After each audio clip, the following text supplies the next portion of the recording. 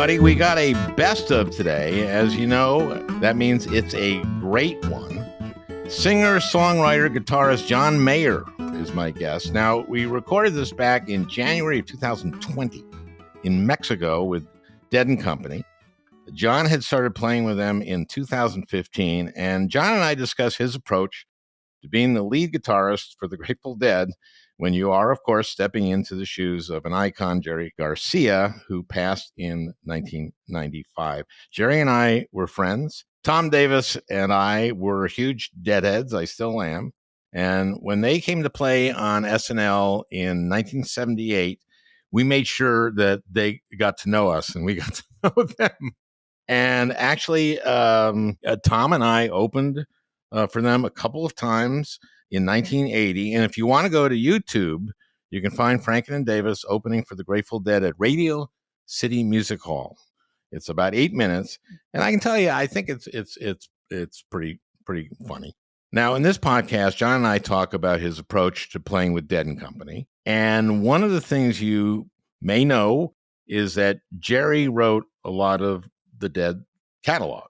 He and Robert Hunter, who wrote the lyrics when they wrote together. He also did some lyrics for Bob Weir's songs. But Jerry's songs, you may, if you're a Deadhead, you know Althea and Bertha, Broke Down Palace, Casey Jones, Ripple, Scarlet Begonias. And of course, Weir wrote Playing in the Band and Looks Like Rain and Mexicali Blues. But Jerry wrote the hooks or played the hooks or invented the hooks for these songs. And all of these songs, the hooks are really, really important. And John Mayer and I discuss these hooks, and he sings all the hooks. Or not every hook. He sings a lot of these hooks. And what was interesting about it is when we did the interview, he said, whoa, I want to make sure I'm in the right key for this hook. John is a remarkable guitarist. He has had a tremendous solo career before the Dead, of course, but he talks about how much he likes not being the front man, how he loves being part of a band, particularly this band. And I just saw them a few weeks ago in Ithaca at Cornell, a great show. As far as I'm concerned, is their best tour, Dead Company. This is their last tour, Dead Company's last tour, so they say. And they end up in San Francisco in mid-July, and I will be there. So really enjoy this one. And I know you will. You know, for a change.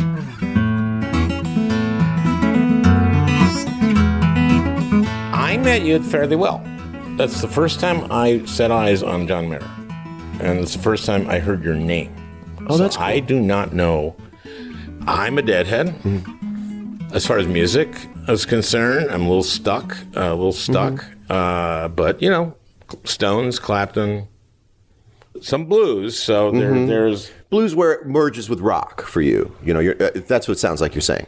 Yeah, but, you know, I mean, Howlin' Wolf. Okay, that's blues. You know, B.B. King, who I love, never sang while playing. He would sing and then play and then sing and then play. Yep. Now, that's funny to me. And that's not funny. I mean, it's just you sing and play at the same time. I sing and play at the same time. When I was growing up, I made that a point to learn how to sort of separate my brain in a way that my hands could go at the same time as my voice. And they do. Yeah, that's very Jiminy Glick. So. And they do. Oh, very much so. Very much so. Yeah, I liked the idea. Well, because when I was growing up, it was just me in a room playing. And it was all about how can you... So you were a kid with a guitar. I was a kid with a guitar, and I knew I was just one person. But isn't that more or less how most people start? Or do they start with a family band? No, no longer. No, now people go their whole career alone. So Ed Sheeran's on stage alone. But now there's this thing where, like, you'll listen to a band and you'll realize that band is just one guy who's done it all in his room. Okay, so the reason I did not know you, who you are, when I met you, the day I met you, and you were at Soldiers Field in Chicago for the Fare Thee Well concerts, and Bob Weir introduced you. Let's talk about the people who went, John Mayer. Mm-hmm.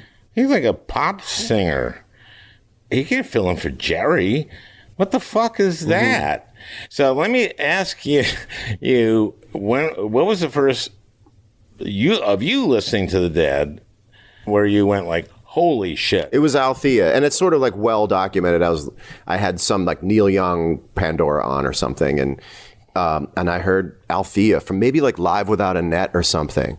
And I just my heard... favorite Althea is Nassau Coliseum, Live at Nassau Coliseum. Do you know that one? I don't know the Altheas by date. I just know when I hear a good one. You know what I should do? We should stop this at one point, and I'll play you his solo at the end for that Althea. And I had written a book, and I was promoting it on the Dead 23 channel, and I did phone interviews with Mickey and Billy and Bobby at the time. And I said to Mickey, why didn't you just always do that from then on? Because this to me was the most hair-raising Althea. And Mickey said, well, that's just completely, the opposite of who we are. I mean, that is antithetical to everything we do. It's all about capturing lightning in the bottle. That's not what we do. I next time I'm on with Billy, he says, no, we don't do that. That's just absolutely against our... It's our catch thing. and release. Okay. I talked to Bobby, and Bobby said, it was not for want of trying. Yeah. And I went like, oh, you did listen to it and did go, let's do that again, and you couldn't. That's what he said. And he confirmed that. That's what he said. I learned something very interesting and valuable when I first started playing with these guys. I had thought the sound of the Grateful Dead was a self-aware invention that they had reached because they had the idea to sound like that. And then when I got to really know these guys and play with them, I realized that the sound of the Grateful Dead is some misinterpretation in the attempt to sound exactly like Wilson Pickett or exactly like, Texas Playboys, or exactly like whatever the muse was for whatever song they had. And I was blown away by that because where they did end up to me is far more sophisticated on a musical level. So is that what you were doing at like when you were first? I thought that they were kind of going like, okay, this one I sound like this, and this one I sound like that. I thought it was completely intentional to create this nebulous thing. And then I learned that the more I get to know these guys and talk and play, the intention is to be perfect. And what they end up with is something far more sophisticated than the success of being perfect, which is some other brand of interpretation. Their aspiration, I think, has always been to be on the same level as everyone they've ever looked up to artistically.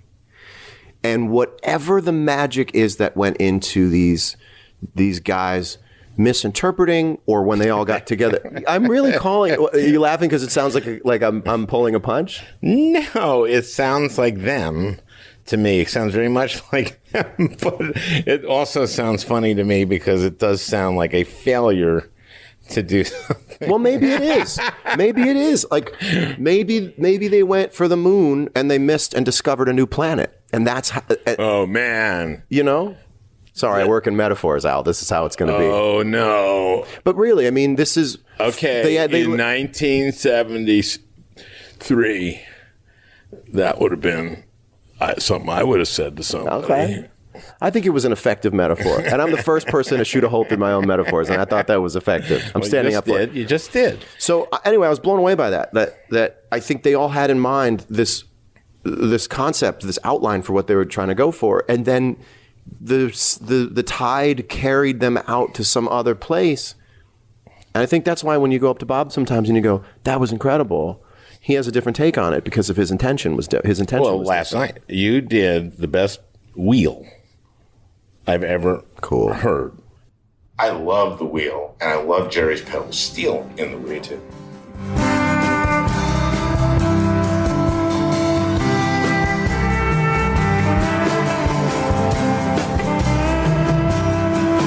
Jerry stopped playing pedal steel because he said he wasn't good enough at pedal steel. Pedal steel is a fascinating instrument because it is really like flying a helicopter, but it's been done traditionally. But it's like by people a weather helicopter. No, I mean, like it's you're doing. This requires a working knowledge of helicopters. Oh, okay. I don't have it. Okay, but knees and feet and hands and elbows and fingers. I mean, your knees are involved in it. You're working all sorts of that's the pedals. Well, I think, and then you're moving your knee laterally to move a pitch bender just for one of the strings, and so. It's always fascinated me that the pedal steel is one of the most complex instruments, but was always played on the front porch of these sort of lower kind of class places in the South and in the West. You'd have these people who go, I don't know nothing from nothing. But then they would sit down and play the pedal steel magically. Now, that always blew me away. The guitar is somewhat of a dummy's instrument. The pedal steel is not a dummy's instrument. It's kind of like Neanderthal pedal steel. Oh, yeah. Yeah, the guitar is like, the guitar to me, it moves around. Well, the thing about the guitar is that whatever I'm talking to a guitar player who believes what he does is Neanderthal something else. Well, maybe compared to the pedal steel, yes. Well, anyway, Jerry stopped playing it because he thought, I'm not good enough at this. This is ridiculous. I shouldn't do this. And most Deadheads know that he played pedal steel on Teach, which isn't it beautiful? It's beautiful. It's world-class playing, too. You could have called any session guy in and he wouldn't have played as well. No. Well, that's one of the first things I learned from listening to Tales from the Golden Road was that was Jerry playing on Teach Your Children. Oh, well. Yeah. And their hooks he's playing. You can sing along to those. Okay, let's talk about hooks. Because I would think a big part of your transitioning to I'm playing for the Dead. Now I'm filling Jerry's shoes, though I can't. But there's so many. There's a rhythm guitarist, that's Bobby. There's a lead guitarist that was Jerry, and now it's me. And there is this body of songs, this body of works, the songbook. How much of each song is a hook? And how much do you go like, okay, well, I play that. That's a hook. Yes. I played that. Yes. And this is actually kind of a hook because it goes between these two hooks. I do as many of those as I can. Mm-hmm. And then there's another hook. So you could look at something like Ramble on Rose. Mm-hmm. You know the hook is dum bum bum dum dum dum dum dum dum. Can't not play that. Right. Right? Right? And why would people be mad? Right. But that's not up for interpretation. And then you've got, did you say your name was Ramble on Rose? That's a yep. Settle down easy, bump, bump, do bump, do bump. That's a hook, And there's the vocal hooks, of course, but then there's another hook, which is like the intention. And every song has a different intention that has to be played. So there's a thing inside of Ramble on Rose. It's sort of a Charleston thing. So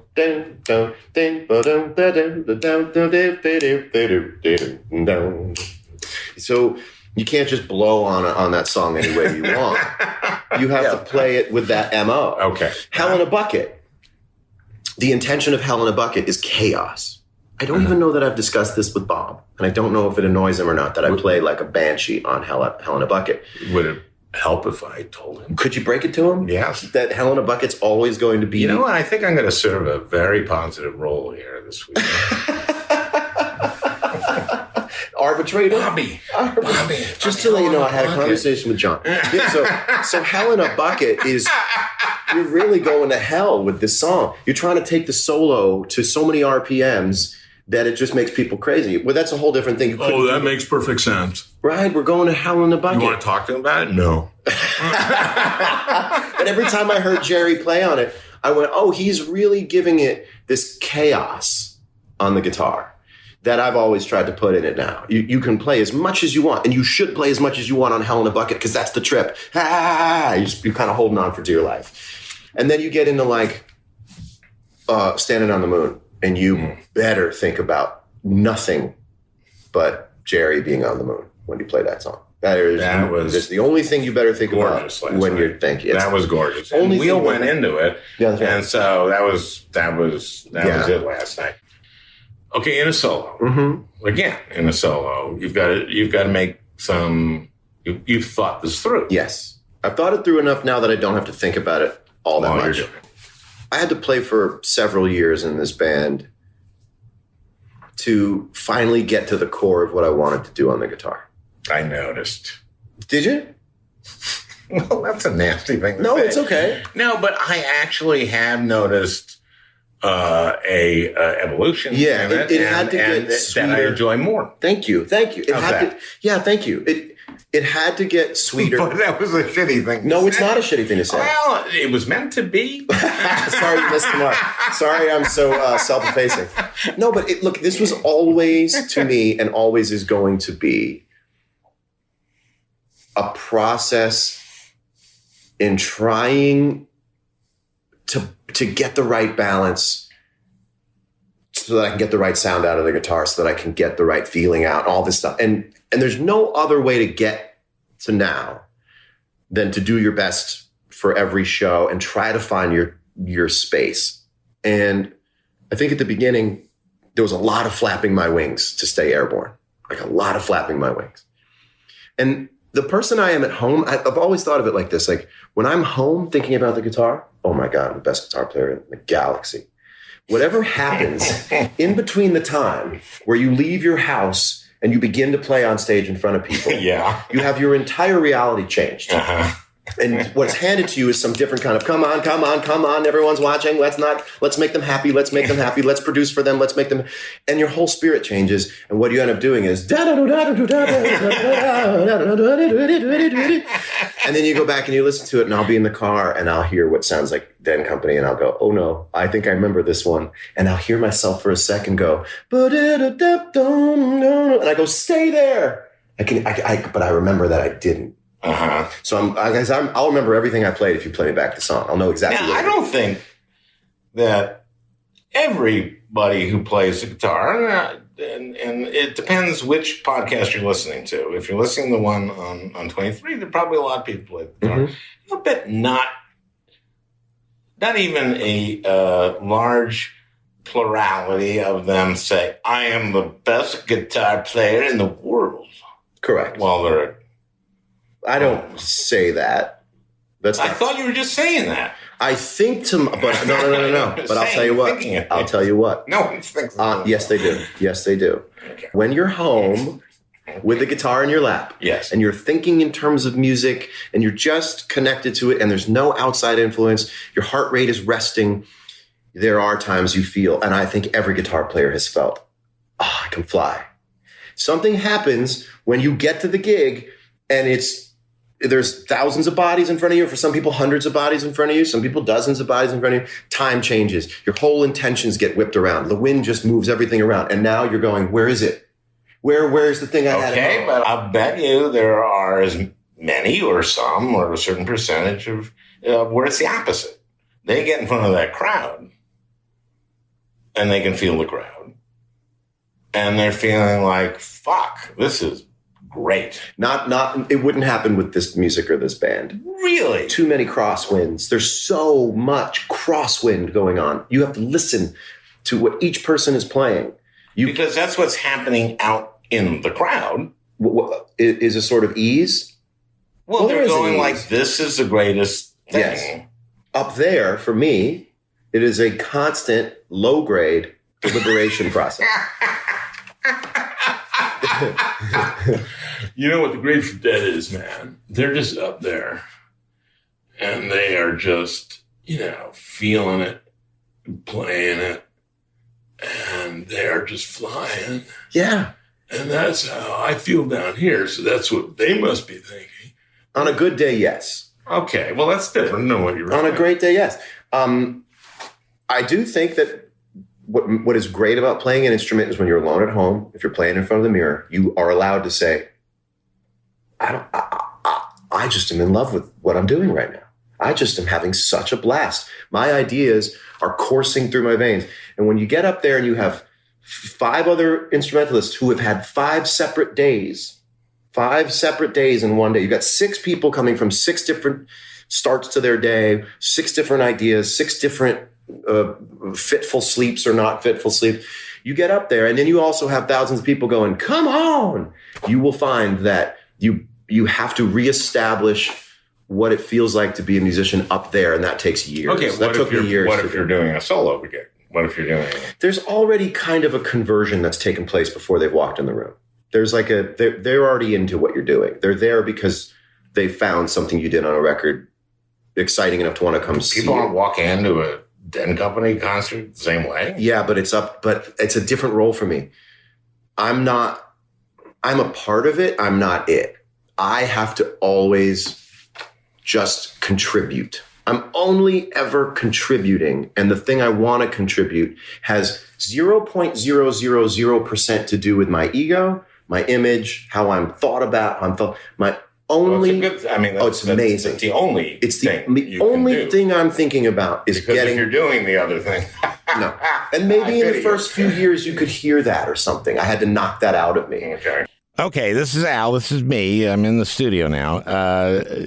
At this point, John figured out that we weren't recording on the proper device, and so when we come back, you will the good sound will be back. The good sound will be back, and when we pick up, I'll be talking about myself. And there, I've been in the Senate for a week or two. Harry asked me to give it to talk, right? To talk to the caucus at lunch. Do it. Huge applause. I come back to my seat at my table. I'm sitting next to Dianne Feinstein. She's standing. She says to me, you know, when you first came here, I thought you were going to be stupid. And I said, why? Well, isn't that analogous, real quick, I don't mean to cut you off, but isn't that analogous to when I first heard you were joining Dead & Company, I thought you were going to be stupid? No. I thought it was going to sound stupid? No, I thought I don't know, John Mayer. I didn't even have any reason to believe you would sound stupid. I didn't know anything about it. I actually, when Bobby introduced me to you, I went, okay, it must make sense. Well, you were actually much further down the line than people who had, probably had a brush with me in passing on this song or that gossip story or this thing. Yeah. But I spent my whole life being sort of mislabeled. So by the time I got to Dead & Company, and Deadheads are a huge crowd. They make up a really sizable part of the country, but not as big as the tabloid media side of the country. I mean, that's a much larger army.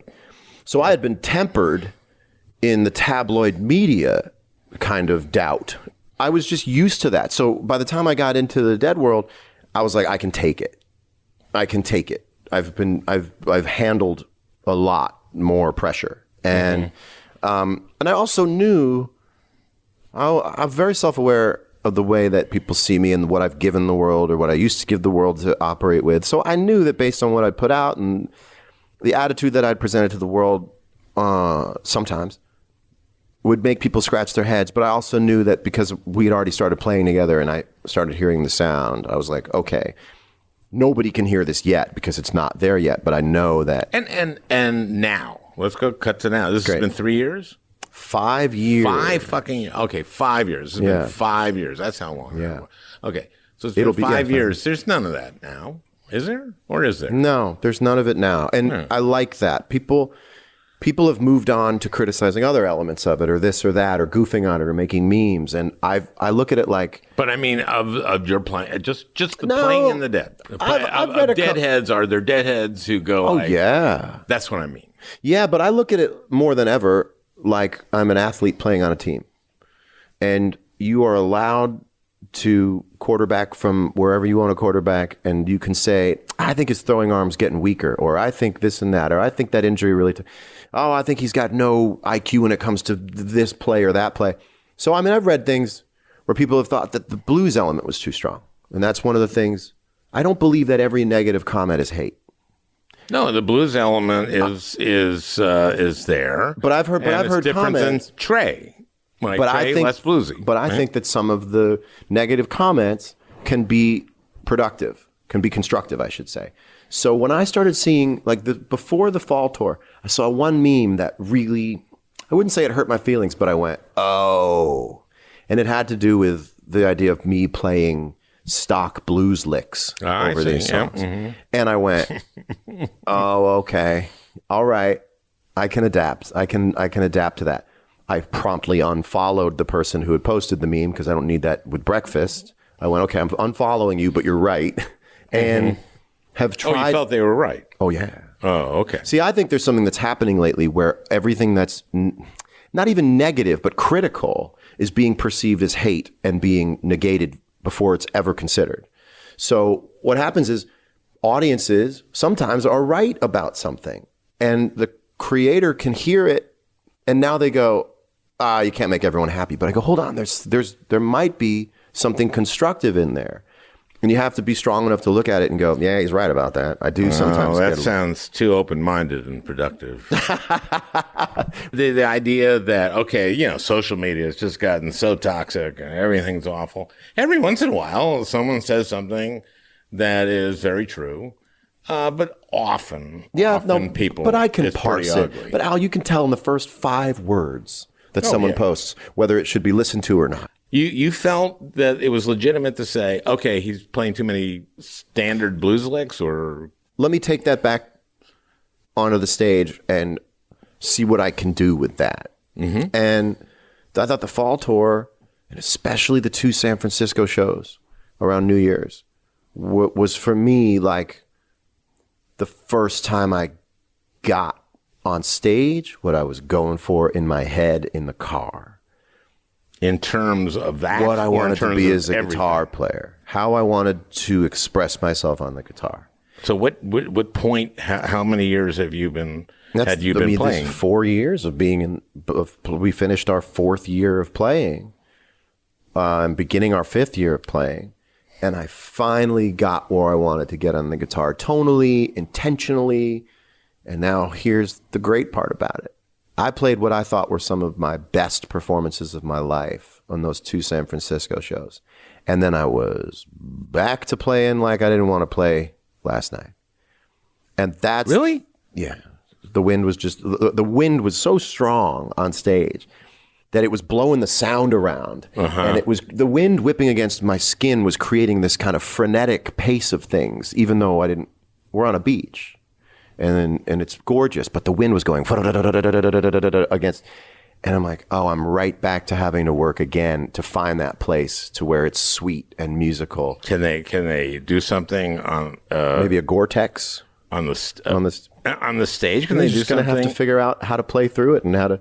So that's why. What about putting like a wall behind you? It would blow the wall down. Oh. Maybe some Tyvek that's perforated or something. Okay. No, but I mean, like. The point I'm trying to make is that even if you had one great night and you put everything together in the right order, you have to dismantle it and you have to do it again somewhere else and you have to start kind of from scratch. Is this you or is this the Dead thinking? Or is that...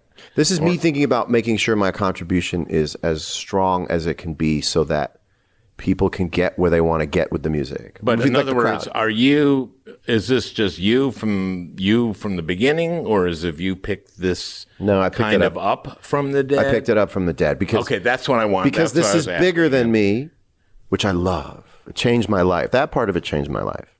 What do you mean by that? Before this band, I was me all the time. Mm-hmm. 100% me. And everything I did was an extension of 100% me. And you are it, and it is you, and you're your brand, and your work is you, and you are your work, and you represent it all everywhere you go. And that got a little bit claustrophobic for me after a while. I didn't know quite, like, I'm not giving you this sort of rote story about fame or whatever, but when you're you all the time, you start to lose a little bit of perspective. And then maybe you lose yourself. A little. I can't tell with you. I didn't know what I was doing either. I can't quite tell. That's the thing. But that's what comedians do. No, sometimes but you're a sharp maybe blade. You're losing a little of yourself. Well, by being a celebrity.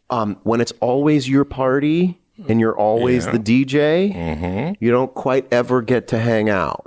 You're always queuing up the next song. Wow. You know? Okay. And for me to be just This is gold, by the way. gold, keep it going.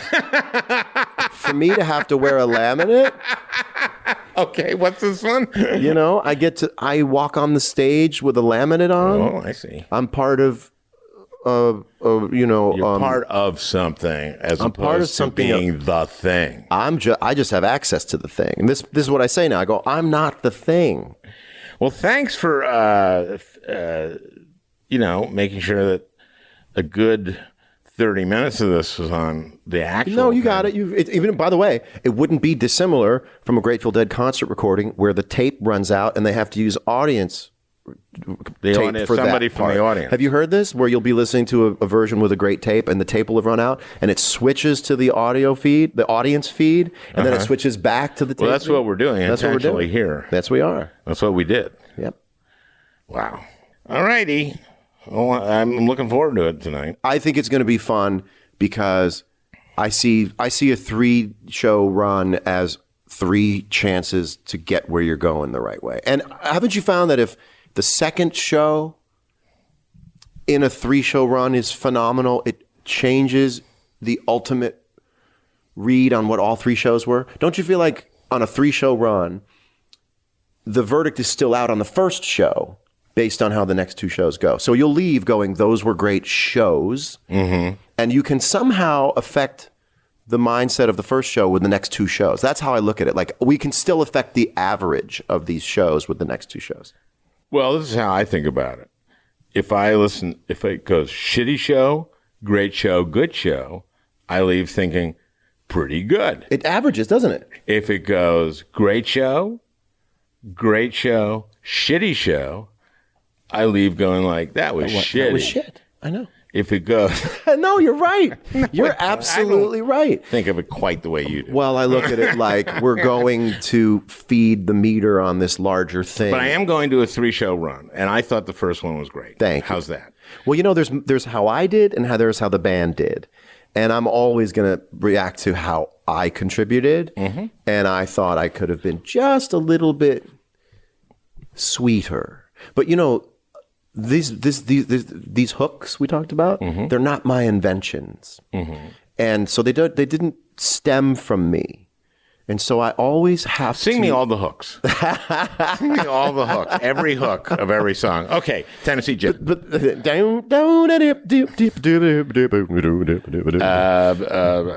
Eyes of the World.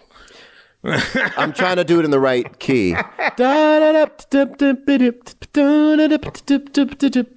I love kicking that song off. Broke Down Palace. Well, that's interesting because it starts in G. Very well, my honey. There's actually not a hook in there. It's all vocal. Ah. There's nothing happening on the guitar there that you'd go, oh, that's Broke Down Palace. Okay, there's no guitar hook. I see. But so I have to put myself. Casey Jones. These are all in the right key, by the way. That was very good. These are all in the right pitch. You can play. I mean, of course. Play along. Right. But that's very good. Thank you, Al. I have to get myself into that way of thinking just a little bit. It's not costume, but it's just a little bit of, because I'm not the creator of this music. Mm-hmm. I have to funnel my thinking into that way. Sugar of Magnolia. thinking. What's that? Sugar Magnolia. Well, there's 2 parts on that. Bobby's part is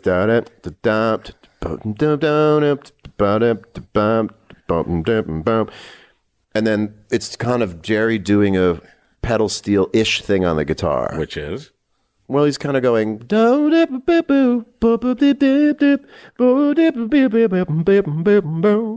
know. This is good. If you don't do like those this things, part that we've just done. I should have taken the guitar out. Okay, but you got to go. I have to. I'm working backwards from my leave time. You're being picked up in 40 minutes. Yeah, I gotta. But I'm actually looking forward to playing for you tonight, knowing that I've mentioned a few things about the way that I think. Franklin's Tower. The hard one to sing to someone would be Scarlet Begonias because it's almost completely an ensemble song, which blows my mind. I love Scarlet Begonias because everybody is lining up to make a part of the image that makes this beautiful image. But if you listen to each part on its own, it doesn't quite make sense until you listen to them all. So it's this one blob of sound that's so beautiful. It blew my mind when I first heard Scarlet Begonias. I came from Berklee College of Music, where you're supposed to understand every layer you're listening to. What's the kick drum doing? What's the snare drum doing? What's the guitar doing? What's the keys doing? All of a sudden you hear boom, ba ba da da ba ba bi boom boom boom ba dip deep chick and you listen, you go, listen to the bass. And the bass is going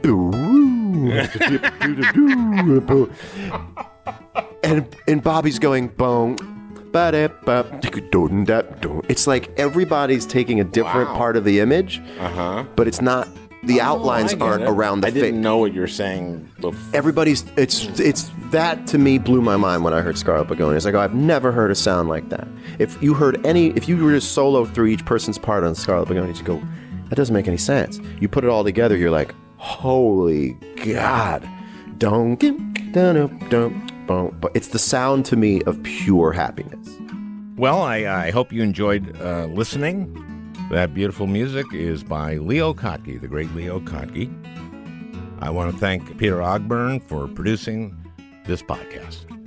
We'll talk again next week.